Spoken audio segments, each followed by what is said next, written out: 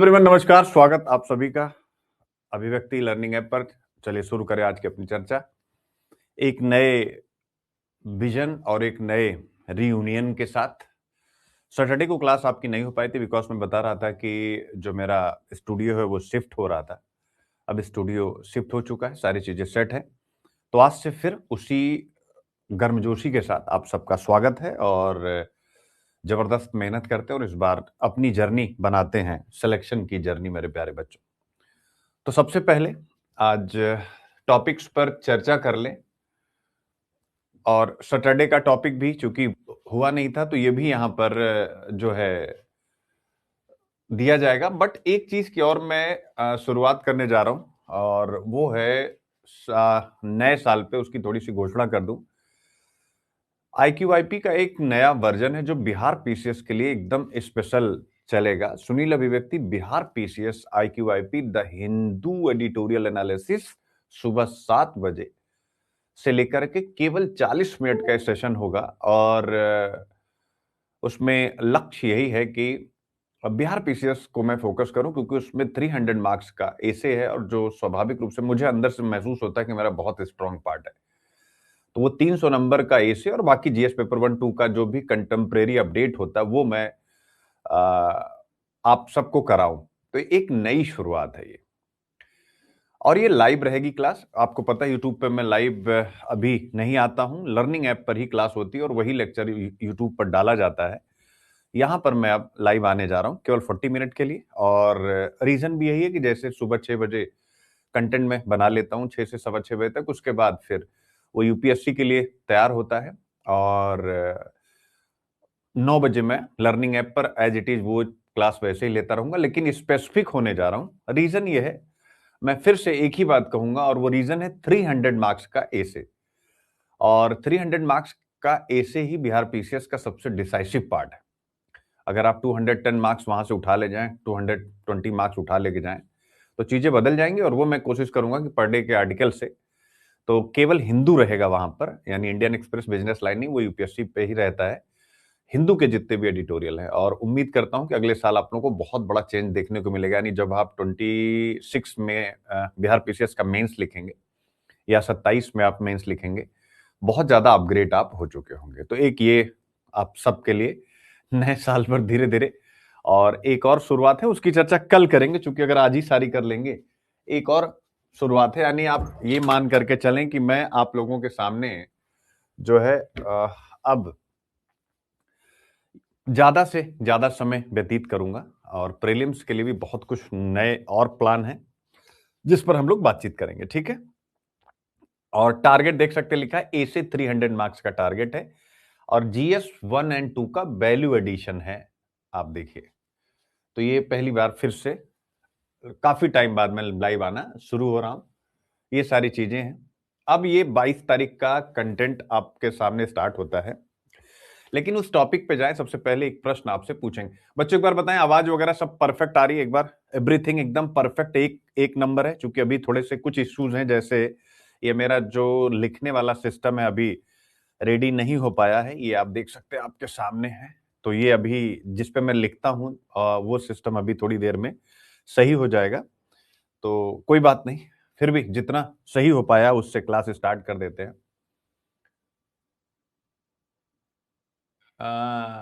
कौन कह रहा है UPS UP PCS? Vandana Kumari, UP PCS वाला भी, यूपी पीसीएस वाले सेम यूपीएससी पे आए क्योंकि दोनों का पैटर्न सेम है, वहां 300 नंबर का ऐसे नहीं है। यूपी पीसीएस वालों के लिए यही है। मैं फिर लिख देता हूं, कोई भी स्टेट पीसीएस, ध्यान से समझिएगा। मैं बिहार मैंने पहले ही बताया यही है। आप सब इमोशनल होते हैं क्योंकि टीचर के प्रति कनेक्ट होते हैं।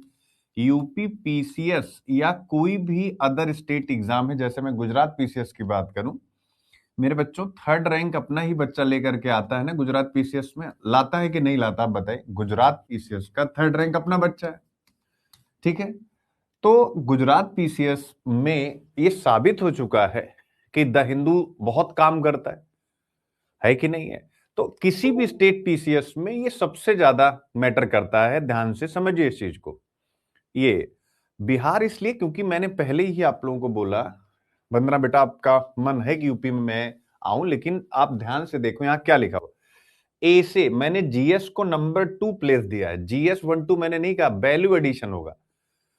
ए से 300 मार्क्स मेरा यही टारगेट है, क्योंकि ये मेरा स्ट्रॉन्ग जोन है। मैं चाहता हूं कि ऐसे के अच्छे मेंटर के रूप में मैं लोगों के बीच में जाऊं। तो ये एक हर इंसान की अपनी एक पर्सनल चॉइस भी होती है ना कि वो क्या बनना चाहता है। तो ये मेरी पर्सनल चॉइस है कि मैं ऐसे के लिए जाना चाहूं, लेकिन वो एक तो यूपीएससी में है, बच्चे उसकी इंपॉर्टेंस नहीं समझ रहे, लेकिन बिहार वाले बच्चे इसकी इंपॉर्टेंस समझ चुके हैं। मेरे पास इतनी पर्सनल मेंटरशिप आई हैं अभी इस बीच, मैं आपको बता नहीं सकता हूं बिहार पीसीएस की। बेटा मैं सच बताऊं, इन टर्म्स आप कुछ भी कह लो, बच्चों की संख्या या कुछ भी फी वगैरह, जितना हमने पिछले साल कोर्स पढ़ा करके जो कुछ भी हमारे पास आया था उससे कहीं डबल आ गया है मेंटरशिप में ही केवल। क्योंकि बच्चों को पसंद है 1-to-1 चीजें, और उनका एक ही कंसर्न, वो मुझसे कुछ नहीं मांग रहे हैं। कुछ बच्चे यहाँ होंगे क्लास में, कमेंट करो, केवल मुझसे निबंध मांग रहे हैं बस, और कुछ मांग ही नहीं रहे। कह रहे हैं सर मेंटरशिप में मुझे केवल आपसे निबंध चाहिए, जबकि मैं जीएस भी दे रहा हूं। तो उसके पीछे रीजन ये 300 मार्क्स ना, ये मेरा बहुत स्ट्रांग है। अब ये लोगों के बीच में जाना चाहिए। अब मैं हिंदू के आर्टिकल में हल्का फुल्का जिक्र कर दिया, किसी ऐसे को कनेक्ट कर दिया, तो इससे क्या हो रहा है कि एक सीमित दायरे में जा रहा है। बच्चे थोड़े से इस समय डरे भी हुए हैं यूपीएससी से कि यार यूपीएससी में तो पता नहीं मेरा होगा कि नहीं होगा, चलो पहले स्टेट निकाल लेते हैं। ये एक सिंपल फेनोमिना आप सबके भी दिमाग में, अगर आप ऑनेस्टी से एग्री करेंगे तो यही चीज आपको दिखेगी। तो स्टेट पीसीएस जब आप इस समय पहली प्रायोरिटी पे रख रहे, तो स्वाभाविक है 300 नंबर का निबंध है जिसमें मैं बहुत स्ट्रांग होल्ड करता हूं। और इसलिए नहीं कि मुझे ज्ञान है, इसलिए क्योंकि मैं बहुत ज्यादा अपडेट हूं पिछले 12 सालों से। मैं यही 3 अखबार, यानी खासकर हिंदू, अभी तीनों, मैं 2012 से बच्चे इस पे कंटेंट बना रहा हूं, पहले पत्रिका में और फिर उसके बाद अपनी क्लासेस में। तो ये है, और कोई रीजन नहीं है 300 मार्क्स का कि मेरी चीजें भी बाहर जाएं। ठीक है, और वो बिहार में मुझे अच्छे से पता, मैं लेके चला जाऊंगा, क्योंकि बच्चे पसंद करते हैं मुझे अच्छे खासे, हर जगह करते हैं, बट मतलब ऐसे के लिए उनकी जो डिमांड है वो मैं पूरी कर सकता हूं। आप सोचो, और केवल बेटा यहाँ ऐसे के लिए बच्चे इकट्ठा कर लेना यही मकसद नहीं है। मकसद ये है कि इसको जरा अच्छे से नोट कर लीजिएगा। ये जब 300 नंबर का ऐसे लिखे तो इनके दिमाग में बिहार के विकास का विजन भी आए। केवल मार्क्स के लिए ये ना करे, यानी अगर ये अगला खेती आगे आगे अनेर धुनेर के राम रखवार इस टाइप की चीजें लिख रहे हैं, तो इसमें बिहार का में जो बाढ़ की समस्या है उसका समाधान कैसे हो, इनको नए नए मॉडल्स दूं। और आपको अच्छे से पता है वो चीज मैं कर सकता हूं। बिहार एक एग्री स्टेट है, कृषि राज्य है। तो कृषि राज्य को कैसे, यानी कैसे हम कृषि, फूड प्रोसेसिंग इंडस्ट्री, उसके बेस पे इंडस्ट्री, उसके बेस पे सर्विस सेक्टर कैसे खड़ा करें, इसका मैं एक विजन दूं अपने ऐसे में। तो उद्देश्य ये है मेरे प्यारे बच्चों, और बड़ा सिंपल उद्देश्य। इसको आप ये मत लीजिएगा कि ये कोई बहुत बड़े रिसर्च का विषय है कि सुनील अभिव्यक्ति भी रिसर्च करेंगे और बताएंगे कि बिहार एक कृषि राज्य है, यानी जो जीडीपी का बड़ा हिस्सा एग्रीकल्चर से आता है। आप धीरे धीरे फोकस करेंगे एग्री बेस्ड इंडस्ट्री, उसके बाद फिर इंडस्ट्री यानी एमएसएमई, और उसके बाद फिर हम पहुंच जाएंगे सर्विस सेक्टर, और बिहार जो है भारत का एक विकसित राज्य बन जाएगा। बिल्कुल एक सामान्य, इसके लिए कोई अलग से फिलॉसफी पढ़ने की जरूरत है, मैं आपसे खुद बताता हूं, और खुद आप सोचिएगा और जस्टिफाई करिएगा, क्योंकि आपके अंदर जस्टिफाई करने की ताकत आएगी तभी आप क्रिटिकली एग्जामिन कर पाएंगे। कोई भी प्रश्न यूपीएससी आपसे पूछेगा, इंडस वैली सिविलाइजेशन, सिंधु घाटी की सभ्यता, आप मुझे बताएं, क्या अपने आप जब शुरू हुई तो नगरीकृत अर्थव्यवस्था बन गई, अर्बनाइज्ड इकोनॉमी बन गई? यानी जैसे आज हम पढ़ते हैं कि इंडिया की जीडीपी अगर 100 रुपीज की है, उसका 65 to 67% कहां से आता है, कमेंट करिए।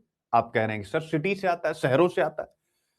यानी टोटल जीडीपी का 65 to 67% according to finance ministry, according to जो है इकोनॉमिक सर्वे, इकोनॉमिक और ढेर सारे सीएसओ के डेटा कहां से आ रहा है? तो लेकिन क्या ये अपने आप हो गया कि शहर पहले पैदा हो गए? नहीं, सबसे पहले मेरे प्यारे बच्चों, अगर आप इंडस वैली सिविलाइजेशन को देखोगे तो लिखा जाता है क्लाइमेटिक कंडीशन अच्छी हुई, एग्रीकल्चर में सरप्लस हुआ। तो जब एग्रीकल्चर में सरप्लस हुआ, उस सरप्लस को लेकर के, यानी आप कुछ पैदा कर रहे हैं रबी खरीफ जायद में, आप कुछ पैदा कर रहे हैं, मैं कुछ, वो कुछ, अब उसमें पैसा तो था नहीं, फिर बार्टर सिस्टम के द्वारा उस समय का पूरा विनियमन चलता था, जैसे आज रुपए के द्वारा आप लेन देन करते हैं। फिर लोग बाहर निकले, एक स्थान पर इकट्ठा हुए, मेरे पास वाटरमेलन है, मास्क मिलन है, मैंने आपको दिया, आपने मुझे वीट दिया, आपने मुझे जो है राइस दिया, किसी ने कुछ दिया। तो धीरे धीरे वो जो एक्सचेंज का प्लेस था, पॉइंट को नोट करिएगा, जो एक्सचेंज का प्लेस था, जो विनिमय का स्थान था, वही विनिमय का स्थान मेरे प्यारे बच्चों बाजार, वही बाजार धीरे धीरे शहरों के रूप में कन्वर्ट हो गया। पहले व्यापारी माल लेके आते थे, धीरे धीरे वो वहीं पर सेटल होने लगे। इसीलिए आप देख सकते हैं, आप छोटे शहरों में आज भी दिखता है कि व्यापारी अपना एक फ्लोर पर व्यापारी रहता है, बाकी उसका अपना दुकान या पूरा सिस्टम होता है। तो बिहार के साथ भी यही है कि अगर हम एग्री सरप्लस बहुत बेहतर करें, उसी बेस पर हम वहां पर अर्बनाइजेशन को संपन्न करा पाएंगे। ये मैं नहीं कह रहा हूं, ये सैंधव सभ्यता का उदाहरण। आप कहेंगे अच्छा सर चलो एक ही उदाहरण है क्या आपके पास? हम कहेंगे नहीं बेटे, दो उदाहरण है। बंदा तुमने छेड़ दिया, अब देखो यही है, मुझे छेड़ने का मतलब होता है फिर मैं घुस जाता हूं। अब दूसरा टॉपिक क्या है, आप मुझे बताओ, द्वितीय नगरीकरण, सेकंड अर्बनाइजेशन इंडिया की हिस्ट्री में कब आया? एक इंडस वैली सिविलाइजेशन पे आया, सेकंड कब आया?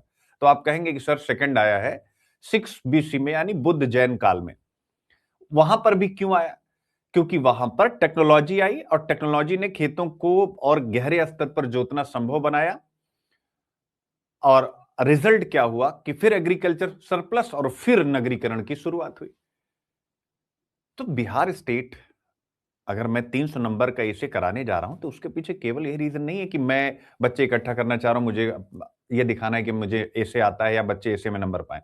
उनको हर एक दिन एक नया मॉडल देना, यानी जब 1 जनवरी को सुबह 7 बजे बच्चे उठेंगे तो वो मेरे साथ एक नए मॉडल के साथ जुड़ेंगे कि बिहार में कैसे हम ऐसे यूथ तैयार कर पाए जो कॉपी में जो लिखे उसको इंप्लीमेंट भी करें। मैं नहीं कह रहा हूं 100 करे, 100 में से 2 भी करेंगे तो भी बिहार धीरे धीरे धीरे धीरे मुख्य राज्य की श्रेणी में आ जाएगा, क्योंकि हम कितना गवर्नमेंट पॉलिसीज पर जाएंगे, उसके इंप्लीमेंटेशन, लीकेज, बहुत सारे इश्यूज हैं। तो इसलिए अब एडमिनिस्ट्रेशन को बहुत बेहतर बनाने की जरूरत है, और वो मैं करूंगा 300 नंबर के इस निबंध के द्वारा। प्रतिदिन आपको मजा आने वाला है, ये समझ में आ गया? बाकी अन्य स्टेट के लिए आपको कुछ भी परेशान होने की आवश्यकता नहीं। अन्य स्टेट के लिए आपको हिंदू का जो अपना पूरा चल रहा है वही आपके लिए सबसे ज्यादा मैटर करेगा, ठीक है? हाँ, 1 जनवरी से सुबह 7 बजे, ठीक है?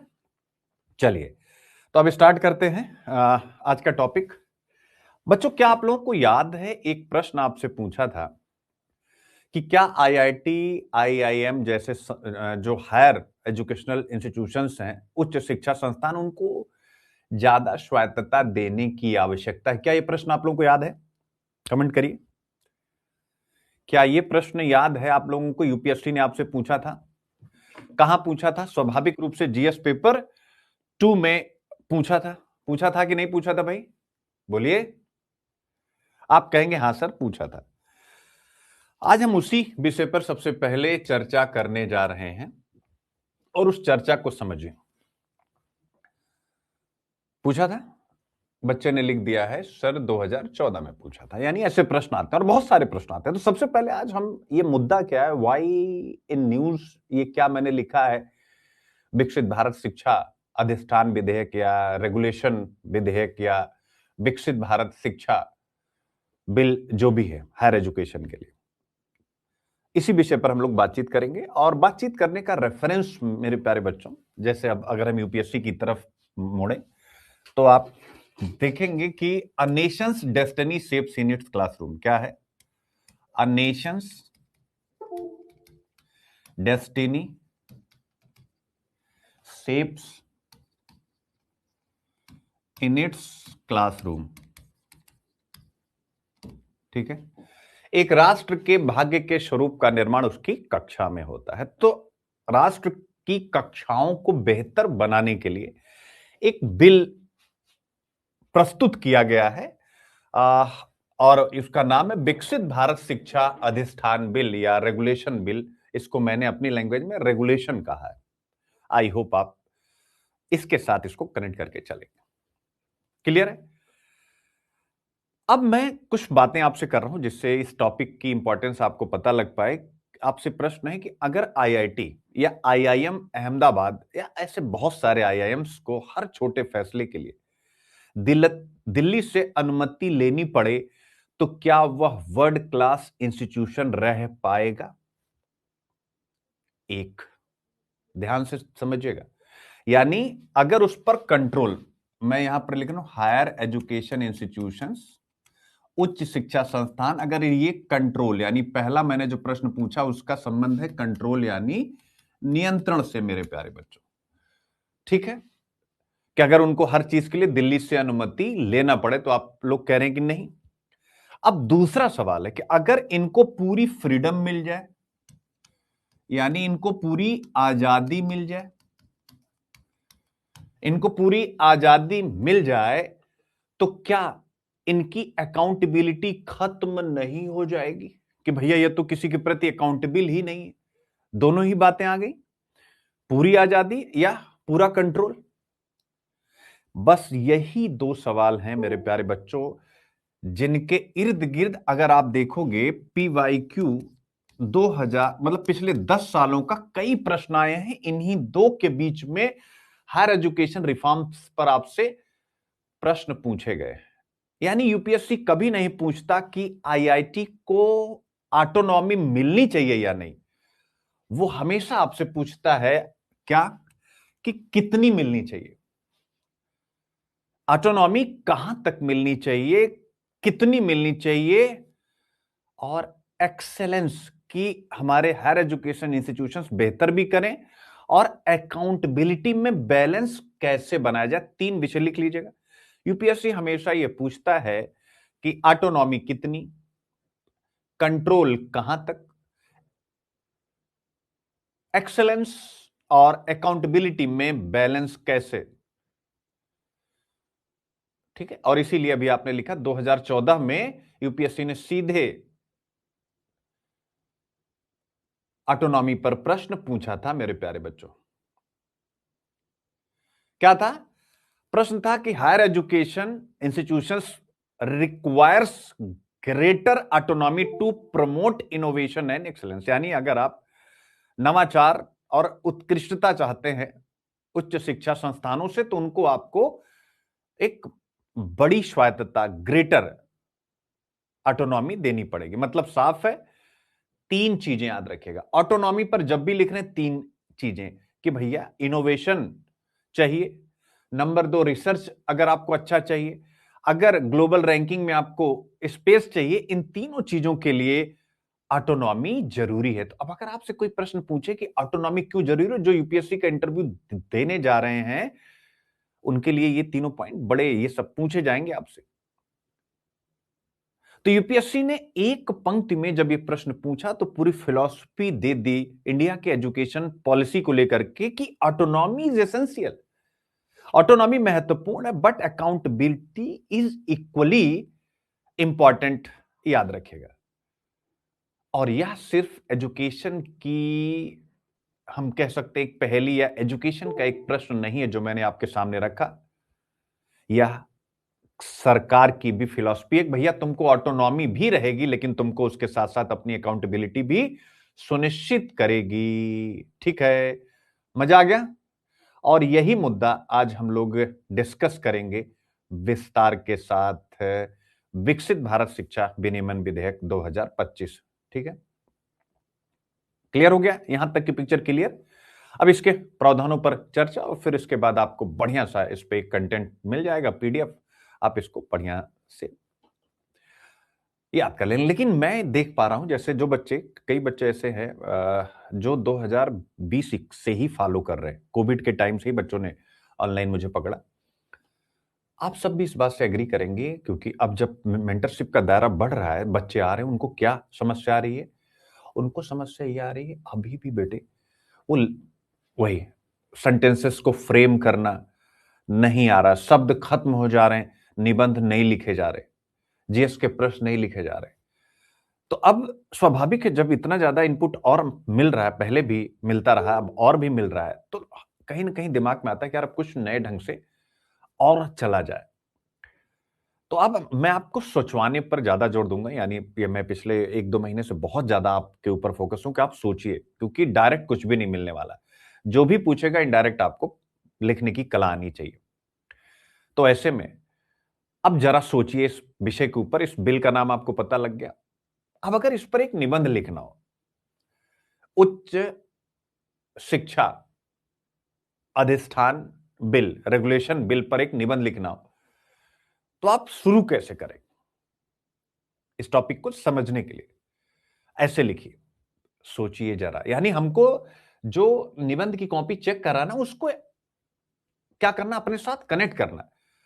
बेटे देखो, दुनिया में वही कामयाब है, हमेशा याद रखिएगा, जिनका कम्युनिकेशन स्किल बहुत बढ़िया है, यानी वो बहुत अच्छा कम्युनिकेट करते हैं। तो आपको ये नहीं सोचना है कि आप 1 to 1 कितना बढ़िया कम्युनिकेट करते हैं।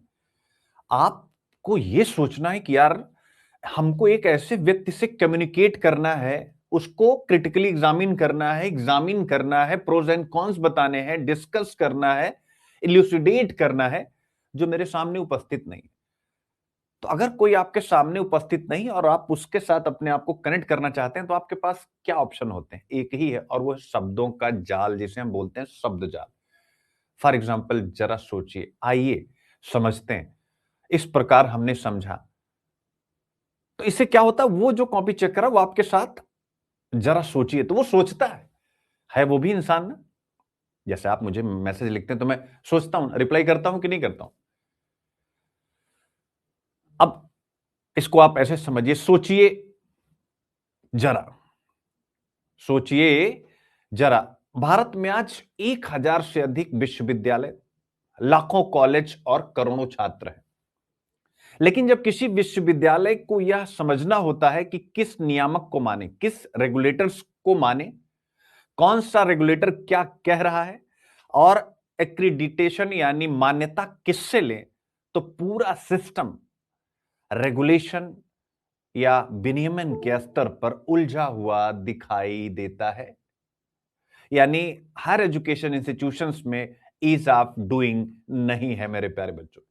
इसी रेगुलेटरी कंफ्यूजन को दूर करने के लिए विकसित भारत शिक्षा अधिष्ठान बिल आपके सामने सरकार ने प्रस्तुत किया है मेरे प्यारे बच्चों। लेकिन जैसे यह प्रस्तुत किया, तो प्रश्न कुछ निकल करके आए, और प्रश्न हमेशा निकलते हैं, आप लोगों को निकालना भी चाहिए। क्यों? क्योंकि प्रश्न पूछने वाला ही विज्ञान का सच्चा सिपाही होता है। ऐसा यूपीएससी ने आपसे प्रश्न में पूछा हुआ।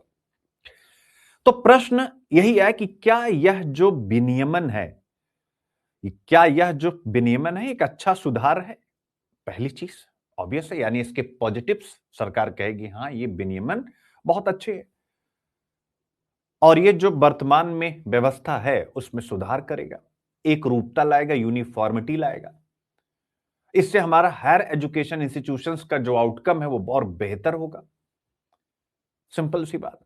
लेकिन स्वाभाविक है, जब इस प्रकार का कानून आता है, अभी बिल आया है, कानून स्वाभाविक है बन ही जाएगा, सरकार का बहुमत है। तो ऐसी परिस्थिति में हमेशा से जो इसके कॉन्स होते हैं, जिसको विपक्ष हमेशा उठाता है, और वो ये उठाता है कि क्या यह अत्यधिक केंद्रीकरण यानी एक्सेसिव सेंट्रलाइजेशन तो नहीं बना देगा, कि भैया हायर एजुकेशन इंस्टीट्यूशंस को अपनी हर चीज के लिए सेंटर पर डिपेंड रहना पड़ेगा और सेंटर का कंट्रोल हो जाएगा। तो क्या यह सही है? आप कहेंगे सर इसमें दिक्कत ही क्या है, अगर ऊपर से ही सब कंट्रोल हो जाए तो क्या दिक्कत? दिक्कत है, बिकॉज ऑफ जो एजुकेशन है, जो शिक्षा है, वो किस लिस्ट में है, जो आप लोगों से मैं पूछना चाहूंगा, शिक्षा किस सूची का विषय है, एक बार आप बताइए। तो जब आप यह बता देंगे कि शिक्षा किस सूची का विषय, देन आपको केंद्रीकरण वाले प्रश्न को थोड़ा सा समझने में और आसानी हो जाएगी। तो किस सूची में? आप कहेंगे सर कंकरेंट लिस्ट यानी समवर्ती सूची में। तो भाई राज्य कहां चले जाएंगे? तो क्या यह बिल जो सहकारी संघवाद है उसको अत्यधिक केंद्रीकरण यानी शिक्षा हायर एजुकेशन इंस्टीट्यूशन के अत्यधिक केंद्रीकरण के द्वारा उस कोऑपरेटिव फेडरलिज्म को भी कमजोर कर रहा है? क्योंकि जो समवर्ती सूची वो कोऑपरेटिव फेडरलिज्म को एस्टेब्लिश करने का एक सबसे बड़ा एग्जाम्पल है मेरे प्यारे बच्चों। तो एक प्रश्न ये भी है। फिर तीसरा प्रश्न उठता है कि क्या भैया इस सुधार से विश्वविद्यालयों की क्वालिटी बढ़ेगी या इनकी ऑटोनॉमी घटेगी? सरकार तो क्वालिटी की बात करी, लेकिन विश्लेषक ऑटोनॉमी का भी प्रश्न उठा रहे हैं। तो यही है मेरे प्यारे बच्चों आज का विषय, यानी भारत विकसित भारत शिक्षा विनियमन विधेयक 2025 लोकसभा में प्रस्तुत। अब विपक्षी आपत्तियों के बाद इसे संयुक्त संसदीय समिति यानी जेपीसी को इसे रेफर कर दिया गया, संदर्भित कर दिया गया है। विपक्ष का आरोप है कि उच्च शिक्षा के रेगुलेशन यानी विनियमन का अत्यधिक यह मतलब ये जो उच्च शिक्षा का अत्यधिक केंद्रीकरण करेगा, जो मैंने आपके सामने डिस्कस किया। और जो विशेषज्ञ हैं, जो न्यूट्रल होकर बात कहते हैं, उनकी राय है कि विनियामक ढांचा ठीक है, पर प्रभाव फाइन प्रिंट पर निर्भर करेगा। फाइन प्रिंट मींस उसको आप कैसे लागू करते हैं। तो आपको इसी वाले अप्रोच से इस टॉपिक पर कोई भी प्रश्न आएगा तो लिखना है कि रेगुलेशन का स्ट्रक्चर ठीक है, बट ऑब्वियस इसका इंप्लीमेंटेशन कैसा होता है, इस पर निर्भर करेगा कि यह केंद्रीकरण का परिचायक है या केंद्रीकरण का परिचायक नहीं। यहां तक की पिक्चर क्लियर हो गई आप लोगों को। अब हमेशा याद रखिएगा कि आपको बैकग्राउंड की तरफ एक यात्रा करनी पड़ती है, यानी पृष्ठभूमि। अब अभी तक का क्या था, ये तो आ गया रेगुलेशन के लिए, लेकिन ये रेगुलेट क्या करेगा। तो जब बैकग्राउंड में आप जाएंगे देन आपको समझ में आएगा कि क्या क्या ये रेगुलेट करेगा, यानी एग्जिस्टिंग रेगुलेटरी सिस्टम अभी क्या है जिसको ये रिप्लेस करेगा। तो मेरे प्यारे बच्चों, मल्टी रेगुलेटर व्यवस्था से वर्तमान भारत की उच्च शिक्षा व्यवस्था संचालित है। किससे? मल्टी रेगुलेटर से। तो पृष्ठभूमि आप देखेंगे, मल्टी रेगुलेटर यानी एक बहु विनियामक संस्था व्यवस्था है। बहुत सारी संस्थाएं, जैसे नहीं आप जब जीएसटी पढ़ रहे तो कैस्केडिंग इफेक्ट वगैरह पढ़ रहे थे कि नहीं पढ़ रहे थे, टैक्स के ऊपर टैक्स, ऐसा यहां पर भी आप देखिए ढेर सारी रेगुलेशन करने वाली संस्था है, जैसे यूजीसी है। पहली संस्था कौन सी बेटा है? आप कहेंगे सर पहली संस्था हो गई यूजीसी। दूसरा तकनीकी संस्थाओं वाली एआईसीटीई हो गई, यानी दूसरी संस्था हो गई एआईसीटी। तीसरी हो गई एनसीटीई मेरे प्यारे बच्चों। और इसके बाद फिर अगली संस्था क्या हो गई? अगली संस्था हो जाती है जो मान्यता का काम करती है, नैक, NAAC और NBA, यानी जो मान्यता वगैरह देने का काम करती हैं यह संस्थाएं। तो हमारे यहां इतनी संस्थाएं, यानी यूजीसी क्या करती है? सामान्य उच्च शिक्षा को रेगुलेट करती है और उच्च शिक्षा के जो भी मानक होते हैं, जो भी पैरामीटर्स होते हैं, उनको डिटरमाइन करती है, उनका निर्धारण करती है और ग्रांट देती है उच्च शिक्षा संस्थाओं को।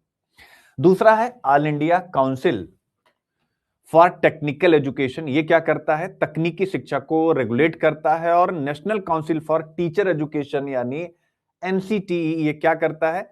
यानी बीएड जैसे जो टीचर्स को जो टीच किया जाता है, यानी शिक्षक शिक्षा का विनियमन करती है। और नैक और एनबीए मान्यता देने का काम करती हैं। यह मान्यता संस्थाएं हैं, मान्यता देने वाली संस्थाएं हैं, नैक और एनबीए, जिसको पीडीएफ में विस्तार से आपको मिलेगा। प्रीलिम्स के लिए भी पूरा कंटेंट वहां पर मिलेगा। अब इतनी समस्याएं हैं तो वही जीएसटी वाला आप, अरे सॉरी, इतनी संस्थाएं हैं तो जीएसटी वाला आप याद करिए। जैसे जीएसटी पे क्या था? टैक्स पर टैक्स था कि नहीं था?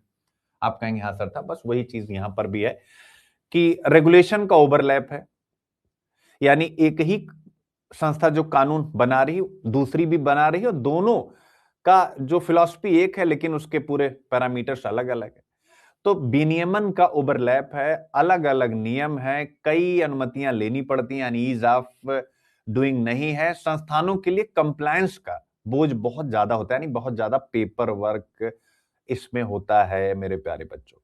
तो पृष्ठभूमि आप समझ गए हैं? एक बार मुझे बताएं, अब तो क्लियर हो गया? अब क्लियर हो गया तो स्वाभाविक है विधेयक क्या प्रपोज करता है, यानी ये तो आप कहेंगे सर विधेयक वही प्रपोज करता है जो जीएसटी बिल के द्वारा किया गया था कि भैया जितने भी हैं उन सबको।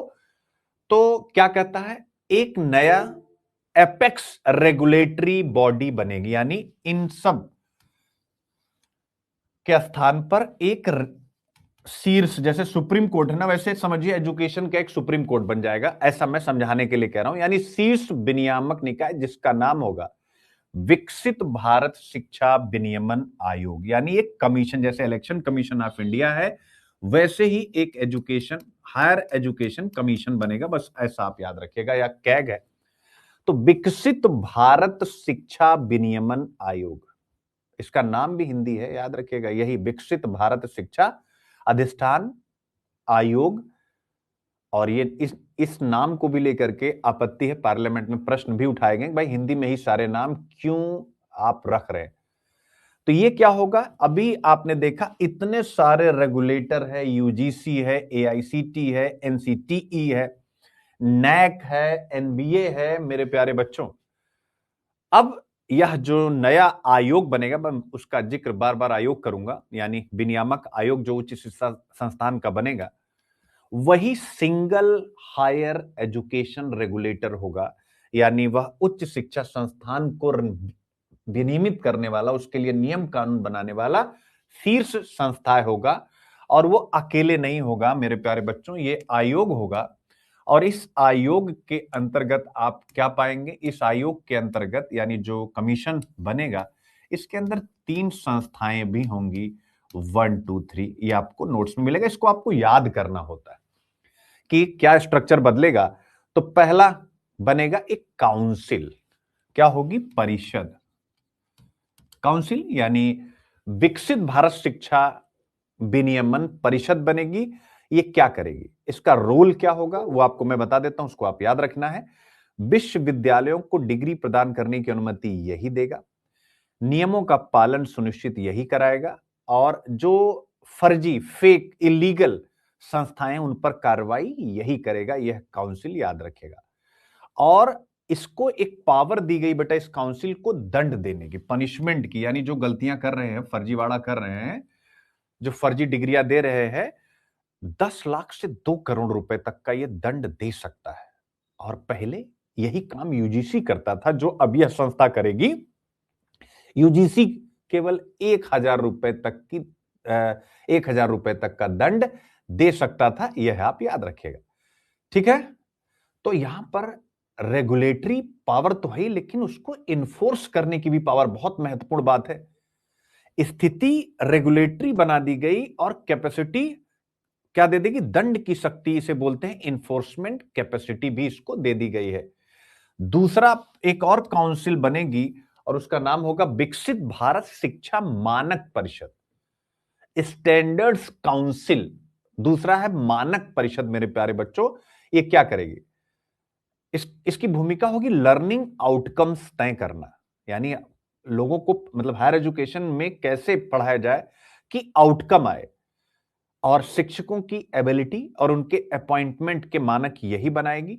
और न्यूनतम जो भी एजुकेशनल क्वालिफिकेशन होता है हायर इंस्टीट्यूशन में आने के लिए, वो सब यह संस्था बनाएगी।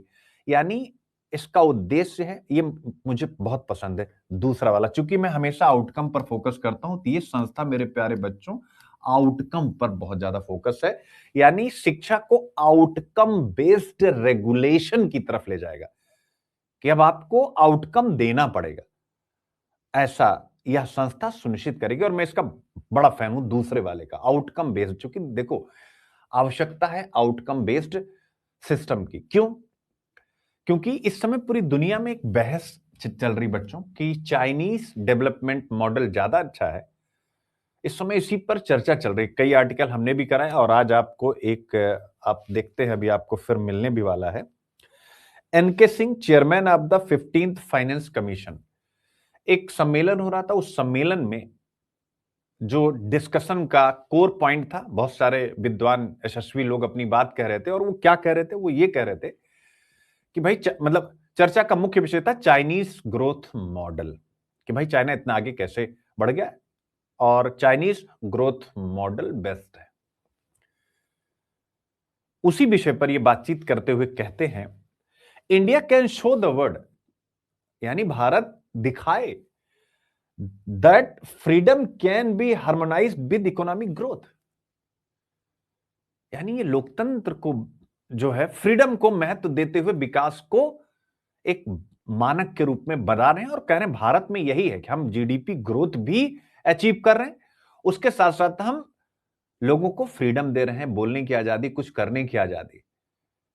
तो इसका मतलब ये चाइना के ग्रोथ मॉडल को हम काउंटर कर रहे हैं। तो जब चाइना के ग्रोथ मॉडल को काउंटर कर रहे हैं, तो हमें स्वाभाविक रूप से अपने आप को और बेहतर बनाने के लिए, जस्टिफाई करने के लिए आउटकम बेस्ड स्टडी लानी पड़ेगी, क्योंकि जितने अच्छे लोग होंगे उतना ही बेहतर इकोनॉमी बढ़ेगी, उतना ही बढ़िया इनोवेशन, R&D इन सब पर काम होगा। आई होप आप समझ गए इस पॉइंट को? तो हर चीज एक दूसरे के साथ जुड़ी हुई है। तो आउटकम बेस्ड रेगुलेशन की ओर ले जाना दूसरी संस्था, ये मुझे बहुत पसंद आया था जब मैं कल न्यूज भी सुन रहा था। फिर तीसरी संस्था है, नाम ही है, विकसित भारत शिक्षा गुणवत्ता, यानी तीसरी, यानी क्वालिटी एजुकेशन के लिए।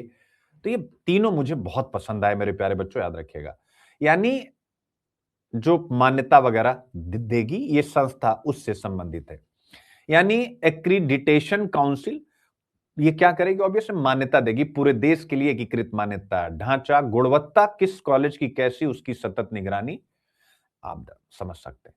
तो यानी अब मान्यता भी और गुणवत्ता भी रेगुलेशन का हिस्सा है। इससे संस्थाओं पर दबाव बनेगा, पॉजिटिव दबाव बनेगा कि अगर आपकी क्वालिटी अच्छी नहीं होगी तो ऑब्वियस आपको पनिश किया जा सकता है। आई होप अब आप समझ गए। 3 काउंसिल इस आयोग के अंतर्गत होंगी। आयोग इनका पप्पा होगा। तीनों काउंसिल क्या क्या काम करेंगी आपको अच्छे से पता लग गया। अब आपके मन में आएगा कि इसके रडार में, इसके दायरे में कौन कौन आएगा।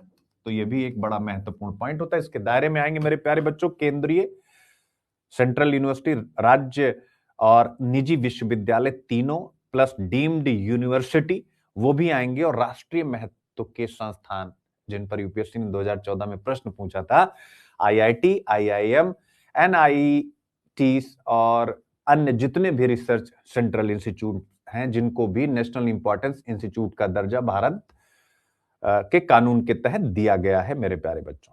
तो राष्ट्रीय महत्व के संस्थान इसमें ये सारे ये भी आ रहे हैं।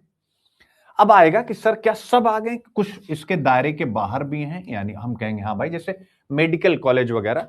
तो medical, law, pharmacy, dental, veterinary, ठीक है, ये अलग है। क्यों अलग है? क्योंकि इनके रेगुलेटर्स अलग हैं, यानी इनमें कोई मिसमैच नहीं है। मेडिकल का एक अलग रेगुलेटर है, लॉ का एक अलग है, फार्मेसी का एक अलग है, डेंटल का एक अलग है, वेटरनरी का एक अलग है। तो यहां पर कोई भी ओवरलैपिंग नहीं है। जैसे जीएसटी में जीएसटी के पहले सेल टैक्स में कास्केडिंग इफेक्ट वाला मैंने एग्जांपल आपको बताया। अब आपको समझ में आ गया। एक बार मुझे बताएं कि यह बिल क्या है, क्यों लाया गया। सिंपल, दोनों चीजें। बैकग्राउंड क्या है, उस बैकग्राउंड को रिप्लेस करने के लिए एक कमीशन, कमीशन के अंदर 3 काउंसिल, तीनों काउंसिल्स का काम, उसका इंपैक्ट मैंने आपको पढ़ा दिया। पॉइंट इज क्लियर बेटा? अब जब ये सारी चीजें, और कौन इसके दायरे में आ रहे हैं, कौन इसके दायरे में नहीं आ रहे हैं, ये फाइनली लागू हो जाएगा। इसको आप ये मत समझिएगा कि पास वो बिल्कुल हस्ताक्षर होना ही होना है।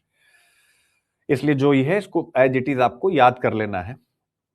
जब यहां तक की पिक्चर आपको क्लियर हो गई है, यहीं से मेरे प्यारे बच्चों, जब ये सारी चीज हो गई यानी कानून, यहीं से ऑटोमेशन और रेगुलेशन, इन दोनों के बीच की जो बहस होती है, जो डिस्कशन होता है, वो शुरू हो जाता है। किसका? ऑटोनॉमी बनाम रेगुलेशन की बहस यहीं से गर्म हो जाती है। ध्यान से समझिएगा, यानी जो आज हम पढ़ रहे हैं, ठीक है। अब यहां पर कुछ चीजें आपको बारीकी से देखने की आवश्यकता है। पहले जरा देखिएगा, पहले यूजीसी और जो एआईसीटी है, एआईसीटीई जो तकनीकी संस्था है, ये नियम भी बनाती थी और अनुदान भी यही देती थी। अब रूल्स रेगुलेशन बनाएगा कमीशन और पैसा देगा सीधे एजुकेशन मिनिस्ट्री। इसी को पकड़ा जा रहा है कि अब सेंटर का कंट्रोल हो जाएगा, क्योंकि नियम कानून भले ही ये संस्थाएं बनाएंगी लेकिन पैसा तो शिक्षा मंत्रालय देगा। और शिक्षा मंत्रालय किसके हाथ में होगा? सरकार के हाथ में होगा। तो स्वाभाविक सरकार का कंट्रोल बढ़ जाएगा। तो सरकार का क्या तर्क है और आलोचना क्या है, इस संदर्भ में आप समझिएगा। यानी नियम कानून ये संस्थाएं बनाएंगी, बस इतना याद रखिएगा। जो विवाद स्टार्ट हो गया है, डिस्प्यूट स्टार्ट हुआ है, पहले क्या करती थी यूजीसी वगैरह, एआईसीटीई वगैरह, ये नियम भी बनाती थी और पैसा भी देने का काम यही करती थी। अब ये संस्थाएं नियम तो बनाएंगी लेकिन पैसा देने का काम मेरे प्यारे बच्चों एजुकेशन मिनिस्ट्री यानी शिक्षा मंत्रालय करेगा। अब जब शिक्षा मंत्रालय करेगा तो चीजें केंद्र के कंट्रोल में जाएंगी। तो अब केंद्र क्या कहेगा? केंद्र ये कहता है कि नियम और पैसा ये कॉन्फ्लिक्ट ऑफ इंटरेस्ट पैदा करते हैं। वो कहते हैं ये सही नहीं, एक ही संस्था नियम भी बनाए और फंडिंग भी करे। अब वो संस्था, इनका कहना है कि भाई मनमानी कर सकती है, बायस हो सकती है, इसलिए हमने इस चीज को ब्रेक किया है। अब आलोचना क्या हो रहा है कि अगर मंत्रालय के हाथ में पैसा तो एग्जीक्यूटिव का प्रभाव यानी कार्यपालिका का प्रभाव इनके ऊपर होगा। विश्वविद्यालयों की जो रेगुलेटरी फ्रीडम है, नियम कानून बनाने की स्वतंत्रता है, उस पर दबाव बनेगा। और जैसे ही यह आलोचना उठी, तुरंत मेरे दिमाग में वो प्रश्न आया यूपीएससी वाला जो मैंने आप लोगों को कराया है। तो यह एक बहस यह है, क्या ये पहली बहस जो यहां पर आई आपको समझ में आ गई? दूसरी बहस क्या है? संघवाद, यानी वही जो मैंने कोऑपरेटिव फेडरलिज्म की बात, यानी संघवाद वर्सेस सेंट्रलाइज्ड रेगुलेशन। कि एक तरफ शिक्षा कंकरेंट लिस्ट यानी समवर्ती सूची का विषय, जिसमें राज्यों का भी अधिकार है, केंद्र का भी, परंतु इतना महत्वपूर्ण विषय, इसमें राज्यों का प्रतिनिधित्व बहुत सीमित है, केवल रोटेशनल रूप से उनको सदस्यता दी गई है। तो स्वाभाविक है, क्या यह सहकारी संघवाद है या केंद्र नियंत्रित विनियमन? Question mark. ये सब लिखने की कला आपको, वेदर इंडियन डेमोक्रेसी, भारतीय लोकतंत्र कहां जा रहा है, अगर इस टाइप की चीजें आप डिस्कस कर रहे हैं तो मजेदार ये सारे पॉइंट आपको आएंगे मेरे प्यारे बच्चों, ठीक है ना? तो आई होप अब आप इसको समझ गए हैं। अब अंत में मैं आपको ऐसा बोलूं, चूंकि मॉडल क्वेश्चन जो आएगा तो उसको कैसे आपको लिखना होता है, तो ऑब्वियस है आपको विनियमन के पक्ष में भी बात कहनी होती है और स्वाभाविक उसमें कुछ चिंताएं भी प्रकट करनी पड़ती हैं। तो जो ये रेगुलेशन आया है उसमें आपको पहला पॉइंट लिखना है स्पष्ट नियम, दूसरा ओवरलैप समाप्त, तीसरा गुणवत्ता आधारित क्वालिटी बेस्ड गवर्नेंस यानी शासन, और फर्जी संस्थानों पर सख्ती। चिंताएं, पहला अत्यधिक केंद्रीकरण, राज्यों की सीमित भूमिका, आई जो भी अंतर्राष्ट्रीय महत्व के संस्थान हैं उनकी स्वायत्तता कमजोर पड़ने का खतरा, और मंत्रालय नियंत्रित फंडिंग। मेरे प्यारे बच्चों, यही इस टॉपिक के साथ पूरी जुड़ी हुई चीजें जिनको आप बेहतर ढंग से याद करेंगे। तो हम अंततः कह सकते हैं कि यह बिल जो विनियामक सुधार होते हैं यानी नियम कानून में सुधार की दिशा में एक बड़ा स्टेप है, एक बड़ा कदम है। हम सरकार का इसे विजनरी डिसीजन भी कह सकते हैं जो इंट्यूशन एंड लॉजिक के मेल से आया है। पर हमें यह भी ध्यान में रखना होगा कि विनियमन सुधार और नियंत्रणवाद कंट्रोल के बीच की रेखा बहुत पतली होती है। तो ऐसे में शिक्षा को दिशा देने के लिए रेगुलेशन तो चाहिए, लेकिन शिक्षा को उड़ान देने के लिए स्वायत्तता भी उतनी ही जरूरी है। इसी कोड पर आप अपनी चीज को समाप्त करिएगा।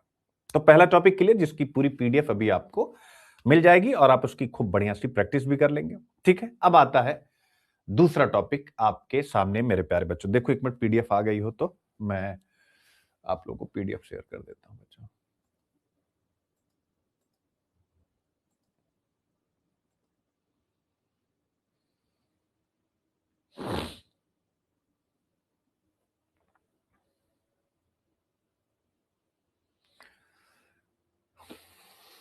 दूसरा टॉपिक, पंजाब हरियाणा और चंडीगढ़ में इतने लंबे समय तक, यहां तक कि दिन में भी घना कोहरा क्यों छाया हुआ है, यानी घने कोहरे का कारण।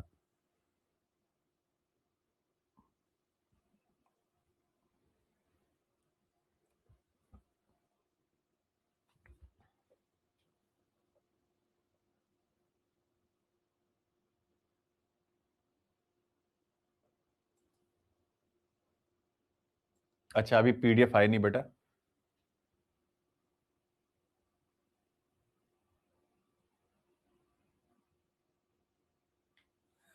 कीर्ति पटेल सर, सब तो सही है, लेकिन जो फेक डॉक्टर बन रहे हैं उन पर भी कुछ कार्रवाई होनी चाहिए। बिल्कुल ऑब्वियस होना चाहिए भाई। चलिए शुरू करते हैं। बिल्कुल होना चाहिए बेटा। पंजाब हरियाणा और चंडीगढ़ में अब देखो बेटा, इस समय सबसे महत्वपूर्ण मुद्दा एक क्या निकल करके आ रहा, और वो मुद्दा है,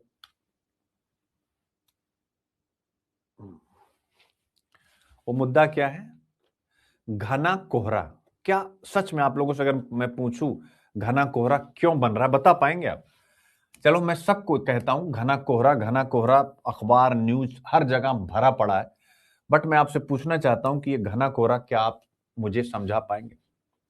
ये केवल पंजाब, हरियाणा, चंडीगढ़ की बात नहीं, ज्योग्राफी का सीधा सीधा क्वेश्चन है घना कोहरा इस बार का, कि घना कोहरा क्यों? जीएस पेपर 1 ज्योग्राफी में मेरे प्यारे बच्चों, GS paper 3 air pollution impact, ये सारी चीजें, और एसे और प्रीलिम्स, कुछ भी आप हर जगह इसको यूज कर सकेंगे। बोलिए, बोलो भाई।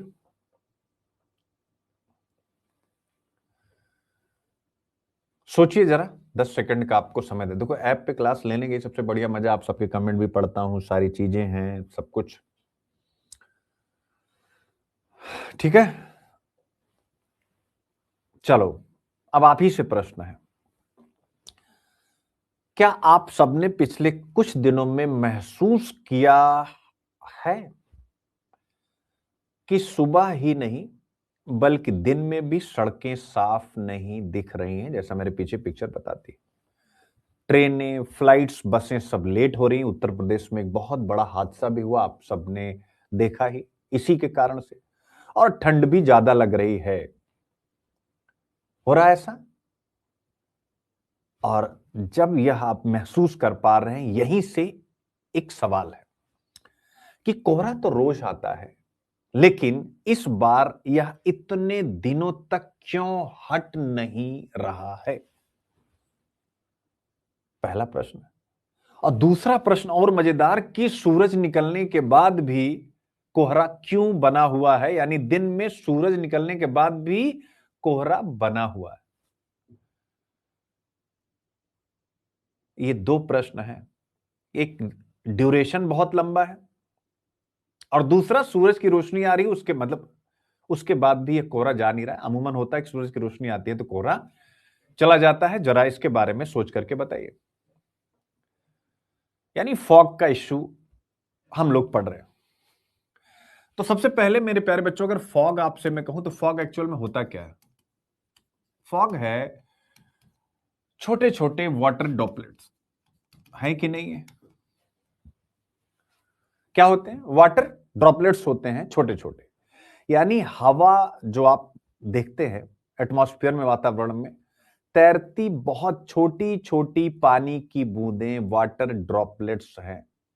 कौन? फॉग यानी कोहरा, जो जमीन के बहुत पास बन जाते हैं। और ऐसा कब होता है? जब हवा ठंडी हो, जो नमी है वो ज्यादा हो और हवा चले नहीं, ये तीन कंडीशन हो, तब कोहरा बन जाता है, याद रखें। तो वाटर ड्रॉपलेट्स हैं, क्यों बन जाते हैं? क्योंकि हवा ठंडी होती है, नमी ज्यादा होती है और हवा चलती नहीं है कि जो इस स्थिति को बदल सके, तब इसी परिस्थिति में कोहरा बन जाता है। बट अब प्रश्न है, इस बार कोहरा इतना ज्यादा क्यों है मेरे प्यारे बच्चों? और यही आपसे प्रश्न पूछा जाएगा, जिस पर मैंने मॉडल क्वेश्चन भी बनाया हुआ है। तो पहला कारण, ऐसा क्यों है, इतना लंबा कोहरा क्यों है? पहला एक सेंटेंस आएगा, मौसम रुका हुआ है। चारों याद रखिएगा, मौसम रुका हुआ है। स्टेबल एटमॉस्फेरिक कंडीशन बोलते हैं इसे, स्टेबल एटमॉस्फेरिक कंडीशन। यानी पूरा जो वायुमंडल है वो पूरा का पूरा क्या हो रहा है, यानी जो वातावरण है वो ठहर सा गया। यानी जैसे मौसम में जो बदलाव होता है वो किन कारणों से होता है? कुछ इंपॉर्टेंट जियोफिजिकल फेनोमिना की वजह से होता है, जैसे वेस्टर्न डिस्टर्बेंस, पश्चिमी विक्षोभ। तो कोई भी, पहला रीजन यही, मौसम रुका हुआ है। मौसम रुका मतलब मैं यहीं पर खड़ा हूं, यहां या यहां मैं नहीं हो रहा हूं, क्योंकि मुझे कोई भी ऐसी ताकत, ऐसी फोर्स नहीं मिल रही जो मुझ में थोड़ा सा परिवर्तन कर सके। आई होप समझ रहे हैं। इसी को कहा गया कि मौसम रुका हुआ है। तो इसका मतलब है कि कोई बड़ा मौसम बदलने वाला सिस्टम नहीं आया। मौसम कैसे बदलता है आप सबको पता है, बहुत सारे उसके फैक्टर्स होते हैं, उन्हीं में से एक होता है वेस्टर्न डिस्टर्बेंस, सर्दियों के समय में। तो पश्चिमी विक्षोभ को कहा गया है कि नहीं आया है, और स्वाभाविक है, जब मौसम नहीं बदलता तो कोहरा जो रात में बनता है वो वहीं का वहीं फंसा रह जाता है, और दिन में भी हमें वह दिखाई देता है और लंबे समय तक दिखाई देता है। दूसरा पॉइंट होता है, क्यों ऐसा है? तो हवा नहीं चल रही है। क्या नहीं चल रही? हवा नहीं चल रही। एक ये भी बड़ा महत्वपूर्ण रीजन है। ये मैंने आपको पहले भी समझाया था। समझिए, जैसे मान लीजिए कमरा है, अगर इस कमरे में मेरे धुआं भर जाए और पंखा बंद हो जाए, तो धुआं क्या बाहर जाएगा? आप कहेंगे सर धुआं बाहर नहीं जाएगा। और जब हवा नहीं चलेगी तो बस सेम वही सिस्टम होगा। क्यों? क्योंकि हवा चलती है तो कोहरा हटता है, हवा नहीं चलती तो कोहरा जमा रहता है। इस समय हवा लगभग नहीं चल रही, इसलिए कोहरा बना हुआ है मेरे प्यारे बच्चों। तीसरा रीजन है, जमीन बहुत ठंडी है, सर्दी का समय है, प्लस नमी भी बहुत ज्यादा है। तो ठंडी जमीन और प्लस नमी, ये दोनों एक फैक्टर है जिसके कारण से इस प्रकार की स्थिति, यानी cold surface plus high moisture का एक कॉम्बिनेशन, एक हाइब्रिड बना हुआ। आप सबको पता है सर्दियों में जमीन बहुत ठंडी हो जाती है, ठंडी जमीन के पास नमी ज्यादा रहती है, नहरें, खेत और सिंचाई के अन्य जो भी साधन है वो नमी को और बढ़ाते हैं। नतीजा रात में कोहरा बनता है, सुबह थोड़ा थोड़ा हटता है और रात में फिर बन जाता है। इसलिए कोहरा लगातार कई दिनों तक बना रहता है मेरे प्यारे बच्चों। अब आता है, ये सारी चीजें हो गई, तीनों कारण आप समझ गए क्यों कोहरा। अब आता है कि दिन में भी कोहरा क्यों, ये वाला आपका पॉइंट आता है कि भाई दिन में भी कोहरा क्यों बना हुआ है मेरे प्यारे बच्चों। और यही सबसे महत्वपूर्ण कॉन्सेप्चुअल पॉइंट है जो प्रीलिम्स में आपसे इस बार पूछ सकता है। चूंकि प्रैक्टिकल क्वेश्चन जैसे एनिमल का बिहेवियर हो गया, वेदर का जो बिहेवियर हो गया, इन्हीं सब पर यूपीएससी आपसे प्रश्न पूछता है। तो यही है मेरे प्यारे बच्चों, और इसके भी तीन कारण आपको। पहला रीजन आपको पता है, सूर्य की जो स्थिति होती है सर्दियों में क्या होता है, वो सर्दियों में सूर्य की जो किरणें हैं, जो रोशनी, वो कैसे पड़ती? तिरछी पड़ती है कि नहीं पड़ती? तो पहला वही हो गया कि सर्दियों में सूरज तिरछा होता है, यानी लो विंटर सन एंगल इसे बोलते हैं। यानी गर्मियों में जो सूर्य होता है सिर के ऊपर होता है, सर्दियों में क्या होता है? तिरछा होता है। तिरछी किरणें जमीन को कम गर्म कर पाती हैं। तो पहला रीजन ये हो गया मेरे प्यारे बच्चों। दूसरा, अह, सूरज की जो गर्मी भी होती है वो सर्दियों में कमजोर होती है। वीक सोलर रेडिएशन, यानी धूप तो दिखाई देती है लेकिन उसमें वो ताकत नहीं होती है कि वह कोहरे की जो बूंदें होती हैं, ड्रॉपलेट्स होते हैं, उनको सोख सके। तो दूसरा रीजन ये हो गया। तीसरा, जो हम लोग जिस, एक तो प्राकृतिक है यानी बादल प्लस पोल्यूशन यानी प्रदूषण। तो बादल और प्रदूषण जो धूप आती भी है उसको रोक लेते हैं, ठीक है। क्लाउड्स प्लस पोल्यूशन सूर्य के रेडिएशन को रोक लेते हैं। नीचे बादल, ऊपर प्रदूषण, सूरज की रोशनी जमीन तक ही नहीं पहुंच पाती। तीसरा रीजन यह है दिन में कोहरा होने का मेरे प्यारे बच्चों में।